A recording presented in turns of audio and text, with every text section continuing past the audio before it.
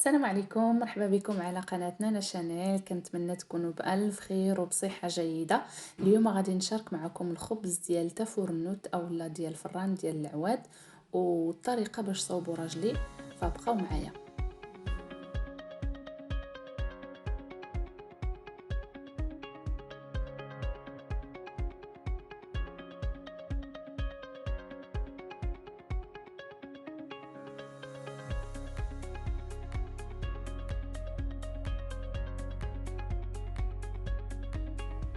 فكما كتلاحظوا غادي نصاوبوه عالي شويه على حسب الخدمه ديالي باش ما يوصلوش ليه الدراري الصغار.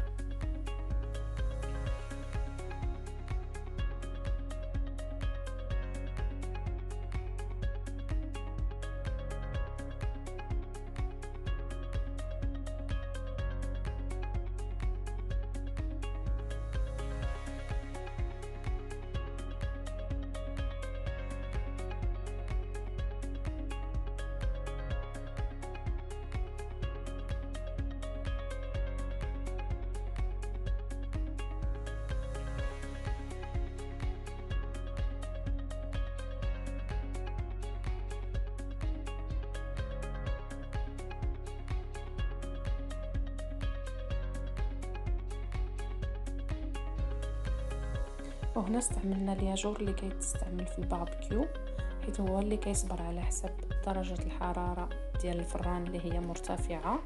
اما هنايا راجلي كيدير هذيك السيمه اللي ديجا طايبه، حتى هي كتحمل درجة الحرارة اللي هي مرتفعة بزاف.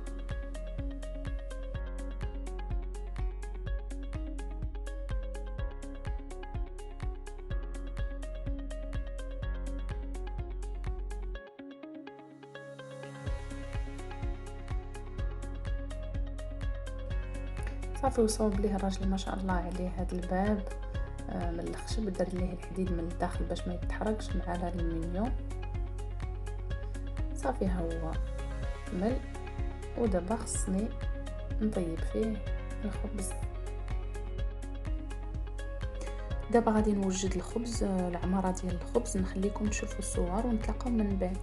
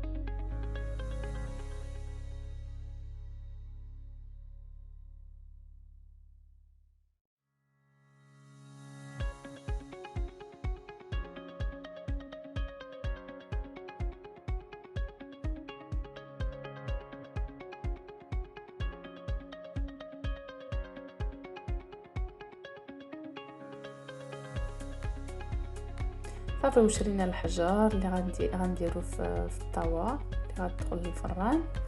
المهم نورمالمون حنا عندنا في البلاد كنستعملوا وحده ديال الطين، كتسمى تيكيند، ولكن هنايا ما لقيتهاش، داكشي علاش استعملت هذيك ديال المسمن حطيت فيها الحجر.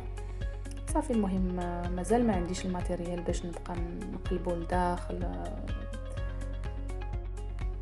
المهم كنسلكو روسنا وكنعديو باش ما كان. المهم بغينا غير نخلقو جو ديال البلاد، وحشنا البلاد بزاف وقلنا نتفكروا شويه الايامات ديال تمازير ديال البلاد. المهم ونشاركوا هذا الشيء معكم، كنتمنى يعجبكم. فالمهم الخبز ديال تافورنوت ما كاينش بحاله، ما يمكنش، واخا يكون اللي كان صراحه لبننا ماشي بحال وصحي وما كاين ما احسن منه الصراحه.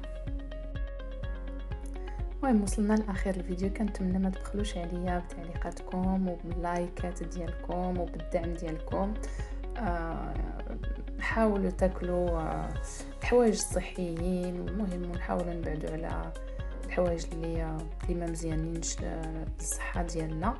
فكنقول لكم تهلاو في راسكم، والى فيديو قادم ان شاء الله، والسلام عليكم والحمد لله على النعمه ديالو.